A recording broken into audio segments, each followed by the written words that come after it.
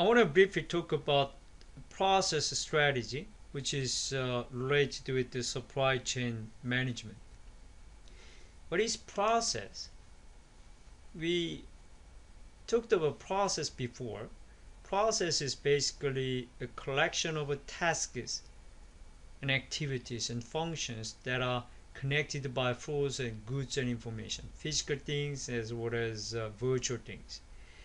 And through the process, we can transform various inputs into valuable outputs. So process is actually at the core of value creation. And sometimes we talk about whether a certain industry is a service industry or manufacturing industry. In the past, people tried to make the distinction between these two by looking whether we can have inventory or not, whether we can have a physical product or not. But what about McDonald's? Is McDonald's in service industry or in manufacturing industry? McDonald's obviously makes physical products, hamburgers, right? So somehow we say that McDonald's is in manufacturing sector, but it's not it's not comfortable for us to say that McDonald's is in manufacturing industry. Why? Because we know that during this value creation process, the customers get involved to significant level, and therefore it's not comfortable to say that McDonald's is in the manufacturing sector only. And as we can see in this example, how to make a distinction between service and manufacturing? Probably the best criterion is to estimate how much customer involvement is required during the value creation process. Having said that, I think that somehow it's useless to try to make a clear distinction between service and manufacturing. Is a BMW in manufacturing sector? Traditionally, yes, we would say that BMW is a manufacturing sector, but as BMW tries to increase its cars manufactured in the make to order system, then BMW is approaching more service orientation, and therefore sooner or later I would say the automobile industry will have many characteristics very similar with the service sectors as well. So it's not just about service versus manufacturing, but it's about how to make it ideal mix between these two. And I think that every industry, every company should try to have a more service orientation in the future.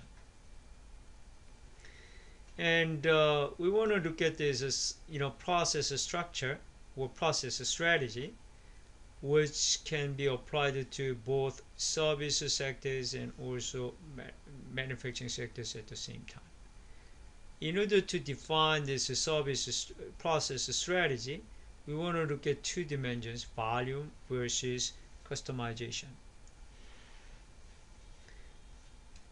Okay, so volume, we just say that low volume and high volume, or customization, high level of customization and low level of customization and high level of customization. And let's think about this one. What are the examples? What are some of the examples? If we look at this food industry, let's say McDonald's, somehow we can place here a McDonald's volume is large. In other words, they sell lots of hamburgers in a day, but their customization level is relatively low. So McDonald's is placed here, and we call that as standardized system. Or if it's manufacturing, we call that as make to stock system. Make to stock system. What about very luxurious French or Italian restaurant in a five-star hotel? In that restaurant, the food is prepared exactly according to the requirements of the customer, requirements of the consumer. Okay, so the customization level is very high, yet we know that the volume is not that big. In other words, you don't actually sell your table several times. In the hotel, probably the table is sold only one time during the dinner time, right? So the volume is pretty low and customization level is pretty high. So we place the luxurious restaurant here and we call that as make to order system. Make to order system. Or we can say that that's kind of project style process. Project style process. And now we can imagine that there might be some inverse relationship or trade-off relationship between customization and volume, right? So we have sort of a trade-off relationship. And here some people also add some other system and they call that as assemble to order system. And now somehow we can say that there is trade-off or inverse relationship between volume and customization. It makes sense, and that's why we sometimes call this as feasible region.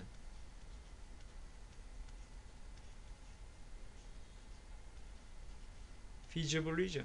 That means that any company can have business here. Any company can do business in this area, as long as you have the so-called quality,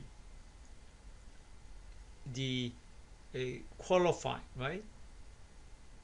Order qualifying attribute. As long as you have order qualifying attributes, you can be here. Everybody can be here. The other side of that statement is that nobody can make more money than others if they are in the feasible region. So everybody just have really marginal profit that helps them to survive in the market. But there is another concept which is mass customization. Mass customization is what? We want to retain high level of customization, yet we want to make those things in large volume. So mass customization has become a very important goal of a company. But the thing is that mass customization is somehow awkward in the sense that it is outside the feasible region. So by definition, mass customization is kind of contradicting our common sense, contradicting our traditional way of thinking. But we know that if company achieves this mass customization, the company will be able to earn more profit and the company will have more competitive advantage vis-a-vis its competitors. Then the question is, how can a company to achieve this mass customization?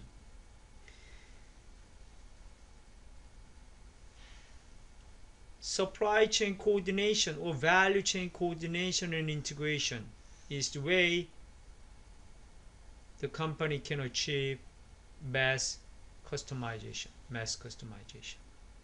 Okay, so this we also call channel capability as opposed to individual capability. That's the big difference between channel capability and individual capability. Channel capability is actually supply chain capability. On the other end, there is individual capability. Individual capability is the ability, firms ability that that individual company can unilaterally enhance. So individual capabilities is specific to that individual company, whereas channel capability is something a single company cannot unilaterally develop. The channel capability must be nurtured through the coordination between the supply chain partners and between these value chain partners. So how to accomplish this mass customization? How can the company reach that goal of mass customization? The only way to achieve that mass customization is through effective supply chain coordination or effective value chain coordination. So this is another example why we emphasize the importance of coordination and why it's very critical issue, not only from is supply chain management, but from this whole value chain management and sustainable issues and so on and so forth. I think this concludes our discussion on the supply chain designing issues, structural dimension and infrastructure dimension. So whatever you do, you have to pay attention to these two dimensions at the same time. And think about this computer analogy. If you have only hardware, it's useless. If you have only software, it's useless. Only when you put them together and only when you use them together effectively and efficiently, then you create some values. It's the same situation in supply chain management. You better look at this structure dimension and infrastructure dimension at the same time. That's how you can optimize, you can maximize both efficiency driven value and responsiveness driven value at the same time.